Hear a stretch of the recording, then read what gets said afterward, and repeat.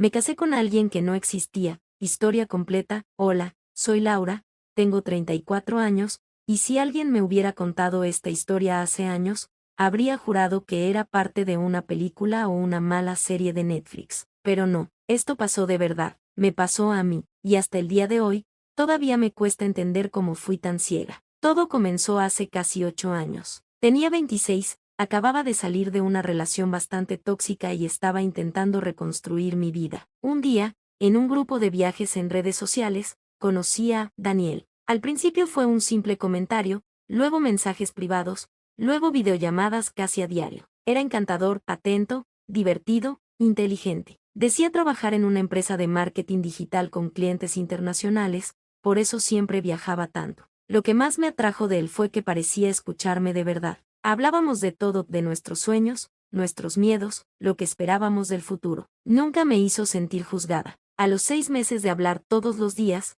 decidimos conocernos en persona. Cuando lo vi por primera vez en el aeropuerto, sentí que era el destino. Era igual a sus fotos, incluso mejor. Esa tarde caminamos durante horas por la ciudad, y en un momento se detuvo, me tomó la mano y me dijo: siento que ya eras parte de mi vida antes de conocerte. Todo fue demasiado rápido, pero cuando estás enamorada, lo rápido no asusta, emociona. Al año de relación se mudó a mi ciudad, alquilamos un departamento juntos y empezamos a planear nuestro futuro. 2 años después, me pidió matrimonio frente a mis amigos en una cena sorpresa. Fue perfecto. Durante los siguientes años, nuestra vida fue, desde afuera, lo que cualquiera llamaría ideal. Teníamos un departamento hermoso, viajábamos cuando podíamos, teníamos un círculo de amigos increíble. Mis padres lo adoraban. Jamás dudé de él, ni por un segundo. Claro que, ahora que lo pienso, hubo pequeñas cosas que no tenían mucho sentido. Por ejemplo, nunca conocí a sus amigos de infancia,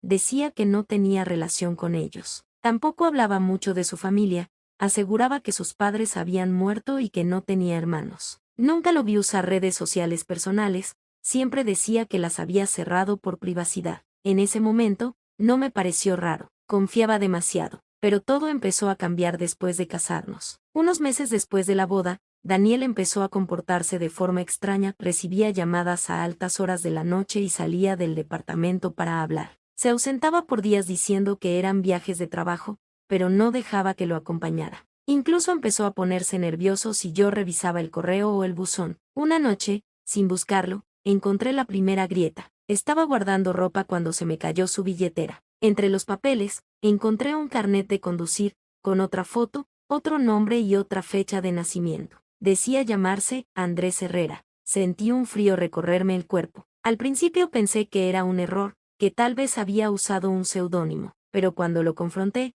no se inmutó. Solo sonrió nervioso y dijo: no te preocupes por eso, hay cosas de mi pasado que prefiero dejar atrás. Y ahí fue donde comenzó el derrumbe. Durante semanas, mi mente no pudo descansar. Empecé a notar contradicciones en sus historias, inconsistencias en los lugares donde decía haber vivido. No encontraba registros en internet de su supuesta empresa. Y lo peor, su nombre completo, el que figuraba en nuestro certificado de matrimonio, no existía en ningún registro oficial. Había dormido al lado de un fantasma durante casi una década, y aún no tenía idea de quién demonios era realmente el hombre con el que me había casado. Desde el momento en que encontré ese carnet con otro nombre, mi cabeza no volvió a estar en paz. Al principio traté de convencerme de que no era tan grave, que habría una explicación lógica, que tal vez era un documento antiguo o que simplemente no lo había renovado, pero en el fondo sabía que algo estaba mal, muy mal. Durante semanas, intenté observar cada uno de sus movimientos sin que se diera cuenta. Empecé a revisar los estados de cuenta,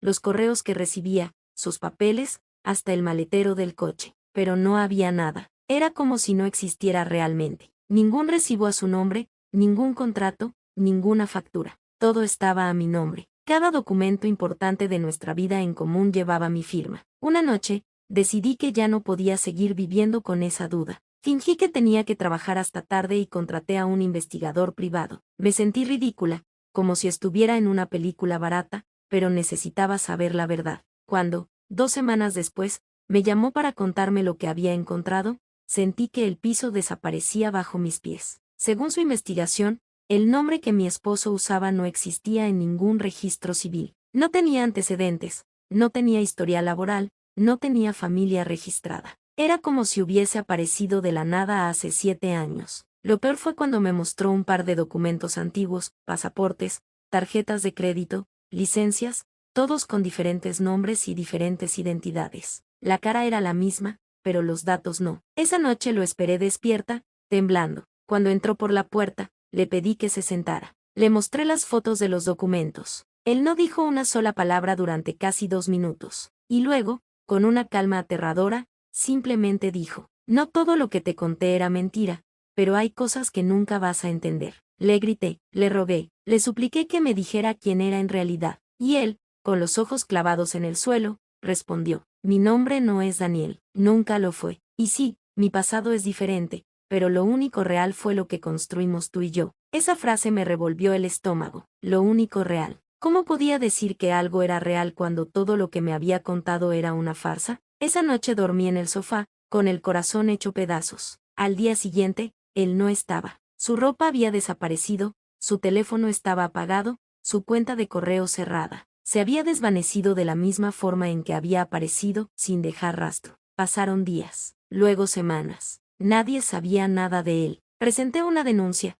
pero las autoridades me dijeron que era complicado rastrear a alguien sin una identidad verdadera. Lo único que pudieron confirmar fue que el hombre con el que me había casado no existía en ningún registro legal del país. Justo cuando comenzaba a aceptar que tal vez nunca volvería a saber de él, recibí un sobre sin remitente en el buzón. Adentro había una carta escrita a mano: no busques más. No todo lo que vivimos fue mentira. Lo que sentí por ti fue lo único auténtico de mi vida. Perdóname por no ser quien dije que era, pero si sigues cavando, te arrepentirás de saber la verdad. Ese mensaje, en lugar de calmarme, me llenó de más preguntas. ¿Qué significaba arrepentirme? ¿Quién era realmente ese hombre? ¿Qué estaba escondiendo? Decidí que no podía dejar las cosas así, no después de haber compartido casi una década con alguien que ni siquiera existía. Tenía que saber la verdad, aunque me destruyera. Lo que no sabía era que mi búsqueda me llevaría a un lugar mucho más oscuro de lo que jamás imaginé, porque la identidad falsa de mi esposo era solo la superficie. Lo que había debajo era infinitamente más perturbador. Durante semanas, esa carta fue lo único en lo que pude pensar. La leía una y otra vez intentando descifrar entre líneas lo que quería decir con «te arrepentirás de saber la verdad». ¿Era una amenaza? ¿Una advertencia? ¿Un intento torpe de protegerme de algo? No importaba. Yo necesitaba respuestas. Empecé por el lugar más obvio: su trabajo. O mejor dicho, el trabajo que yo creía que tenía. Según él, trabajaba en una consultora tecnológica y viajaba constantemente por reuniones con clientes. Llamé a la empresa, y nunca habían oído hablar de él, ni por su nombre real ni por el falso. Decidí visitar los hoteles a los que supuestamente viajaba. En 2 de ellos ni siquiera aparecía su registro. En otro, sí, pero con otro nombre. Era él, sin duda, pero se había hospedado solo. En fechas que coincidían con viajes de trabajo, en los que yo creía que estaba en otra ciudad. Cada cosa que descubrí se sentía como un puñal más en el pecho. La persona con la que había dormido cada noche, la que me decía que me amaba, no era más que un espejismo. Y lo peor, era que no tenía idea de que más había estado mintiendo. La policía me dijo que, si no había evidencia de un delito, no podían hacer mucho. Pero uno de los agentes, quizás con lástima, me dio un consejo. Si realmente quiere saber quién es, empiece por lo más básico: sus conexiones, amigos, familiares, números de teléfono, lugares que frecuentaba. Alguien en algún lado sabe más de lo que usted piensa. Eso hice. Revisé viejos mensajes, fotos, llamadas. Y ahí fue cuando algo me heló la sangre. En varias ocasiones había recibido llamadas largas desde un número desconocido, siempre en la madrugada, siempre cuando él decía que estaba de viaje. Llame desde otro teléfono, contestó una mujer. «¿Aló?», dijo con voz nerviosa. «Hola, disculpa, ¿conoces a Daniel?», pregunté. Hubo silencio, largo, incómodo, hasta que respondió: «Daniel, ¿te refieres a Luis?». El mundo se detuvo. Luis, otro nombre, otro personaje. Me presenté como su esposa. La mujer soltó una carcajada amarga. «Es curioso, porque yo también soy su esposa». Mi cuerpo se quedó frío. Hablamos durante casi 2 horas. Según ella, llevaban juntos 8 años. Se habían conocido un año antes de que yo lo conociera. También vivían juntos. También hablaban de formar una familia. También le había dicho que viajaba por trabajo. Lo más enfermizo fue descubrir que muchas veces, cuando él viajaba, simplemente se mudaba con ella durante unos días. Vivía dos vidas perfectamente separadas, hasta ahora. Pero lo peor no fue eso. Fue cuando, entre lágrimas, la mujer dijo, hace 6 meses, desapareció de repente, igual que contigo. Y lo único que dejó fue una nota que decía, no preguntes, es por tu bien. Ahí lo entendí, yo no era la única. Y si había podido vivir dos vidas durante años sin que ninguna lo notara, tal vez no éramos las únicas dos. Esa noche no dormí. Revisé cada detalle de nuestra relación con una lupa. Las fechas que no coincidían, los viajes que duraban demasiado, las excusas absurdas. Todo encajaba en un patrón que no podía negar, estaba casada con un hombre que podría haber llevado media docena de vidas paralelas. Pero entonces ocurrió algo que me cambió el rumbo de todo. 2 semanas después de hablar con la otra mujer,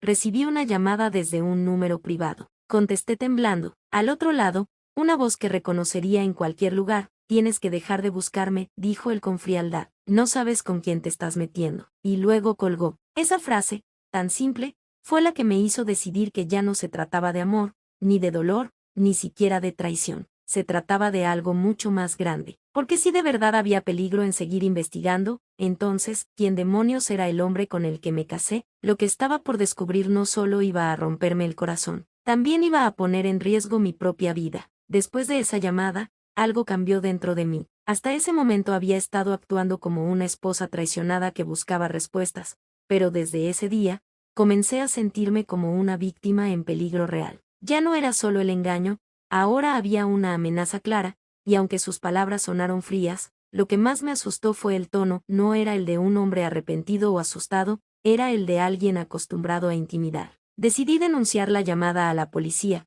pero de nuevo me dijeron lo mismo, sin evidencia concreta, no podían hacer nada. Bloqueé el número, me dijeron, pero yo no quería bloquearlo. Quería que volviera a llamar. Quería que cometiera un error. Empecé a contactar a todas las personas que alguna vez se habían cruzado con él, compañeros de trabajo, si es que existían, amigos, conocidos. Muchos no sabían quién era. Otros recordaban vagamente a alguien con un nombre distinto. Y luego hubo uno, un viejo amigo de universidad, que me dio la primera pista sólida. Sí, recuerdo a ese tipo, me dijo en voz baja, pero no se llamaba Daniel, ni Luis, se hacía llamar Mateo. Y, bueno, lo echaron de la universidad. Hubo un problema con una chica, algo muy feo, no quiso decir más. Pero esa conversación fue suficiente para que mi cerebro empezara a armar piezas. Si en la universidad ya usaba nombres falsos, si ya tenía problemas con mujeres, probablemente su patrón venía de mucho antes. Con la ayuda de la otra, esposa, comencé una especie de investigación casera. Cruzamos fechas, fotos, viajes. Descubrimos que había estado en al menos 4 ciudades diferentes al mismo tiempo. Incluso encontramos perfiles falsos en redes sociales, cada uno con una vida distinta, en uno era fotógrafo, en otro empresario, en otro médico voluntario. En todos, el mismo rostro con nombres diferentes. Lo más perturbador fue cuando encontré una foto suya en un artículo policial de hace casi 10 años. No tenía barba, su rostro era más joven, pero era él. El artículo hablaba de una investigación por fraude y estafa emocional. Había seducido a varias mujeres para que invirtieran en un negocio ficticio. El caso se había cerrado por falta de pruebas, pero el nombre que aparecía allí era uno nuevo, otro alias. Y entonces ocurrió lo que más miedo me dio. Una noche, al volver del trabajo, encontré la puerta de mi casa entreabierta. No faltaba nada, no había señales de robo, pero en la mesa del comedor había una sola hoja de papel doblada en dos. En ella, con su letra, decía, mayor que, deja de escarbar. No estás preparada para saber quién soy realmente. Esa frase fue el punto de quiebre. Lloré, grité, tiré cosas al suelo. Estaba aterrorizada, pero también furiosa, porque él seguía ahí, viéndome, controlando la narrativa. Y si pensaba que iba a rendirme, no me conocía en absoluto. Con la otra mujer decidimos dar un paso más arriesgado, contratar un investigador privado. Fue caro, pero era la única manera. Lo que descubrió en menos de 2 semanas superó todo lo que habíamos imaginado. El hombre con el que me casé tenía al menos 5 identidades legales distintas registradas en diferentes estados. Había cuentas bancarias a nombre de cada una, propiedades, incluso empresas fantasma. En 2 países lo buscaban por estafa. Y, lo más aterrador de todo, en un caso abierto en Europa, su nombre aparecía vinculado a una desaparición no resuelta. Esa fue la primera vez que sentí verdadero pánico. ¿Y si no era simplemente un mentiroso en serie? ¿Y si estaba huyendo de algo mucho más oscuro? ¿Y si yo misma estaba en peligro por haberlo descubierto? Una noche recibí un mensaje de un número desconocido.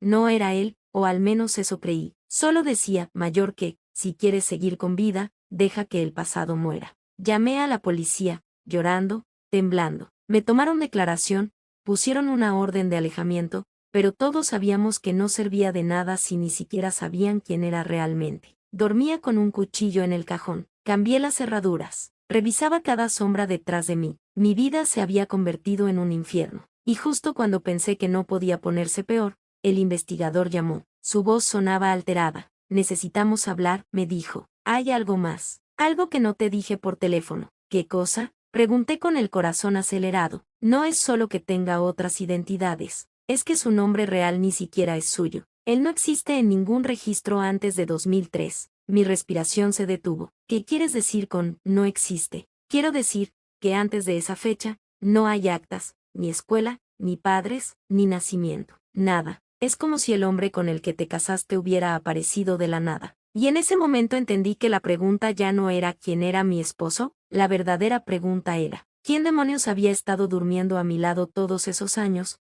¿Y por qué alguien con una identidad borrada del mundo se había interesado en mí? El día que el investigador me dijo que el hombre con el que me casé no tenía existencia antes de 2003, sentí que el suelo se abría bajo mis pies. No era una metáfora, literalmente tuve que sentarme en el piso de la cocina porque las piernas no me respondían. No podía comprender cómo era posible. Todos tenemos un pasado, escuela, médicos, fotos, amigos de la infancia, pero él no. Era como si hubiera surgido de la nada con 30 años y se hubiera insertado en el mundo sin dejar huellas. Durante días no dormí. Cada vez que cerraba los ojos, veía su sonrisa, sus abrazos, cada «te amo» que me había dicho, y todo se convertía en una mentira. ¿Quién era el hombre con el que había compartido mi cama? ¿Quién me había hecho creer en un futuro, en un matrimonio, en un para siempre? El investigador me explicó que había dos posibilidades. La primera, que hubiera cambiado de identidad con ayuda de contactos ilegales. La segunda,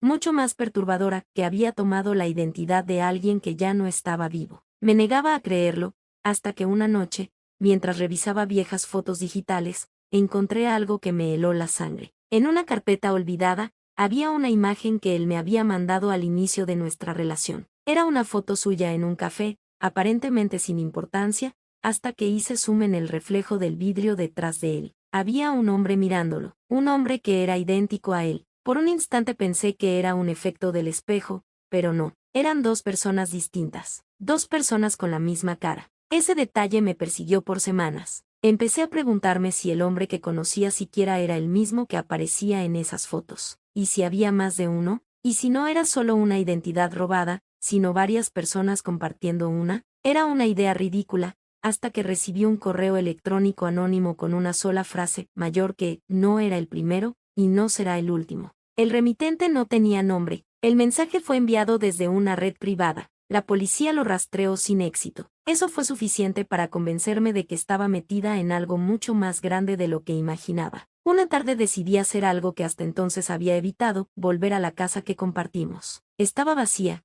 claro, pero yo necesitaba ver con mis propios ojos si había algo que se me había escapado. Abrí cajones, revisé detrás de cuadros, levanté alfombras. En uno de los compartimentos del armario encontré una caja de metal cerrada con llave. No había forma de abrirla, así que la llevé conmigo y la forzamos con el investigador. Dentro había 5 pasaportes, todos con la misma foto, pero con nombres distintos y nacionalidades diferentes. Había también tarjetas SIM, documentos legales falsificados, y una lista escrita a mano con más de 20 nombres femeninos. El mío estaba en la mitad de la lista. Al lado, una serie de fechas. Algunas correspondían al inicio de nuestra relación, otras, a fechas que no reconocía. La conclusión era clara, yo no era la única. Tal vez ni siquiera la más importante. Era parte de un patrón, de un proyecto, o de un plan. Intenté contactar a varios de los nombres en redes sociales. Solo una respondió. Se llamaba Claire y vivía en Alemania. Me contó que también se había casado con un hombre con la misma cara y nombre diferente. También había desaparecido. También la había dejado con deudas y mentiras. Al principio lloramos juntas en una videollamada. Luego decidimos hacer algo más. Conectamos con otras 4 mujeres de la lista. Cada una tenía un pedazo del rompecabezas. Cada historia tenía detalles similares, el mismo discurso,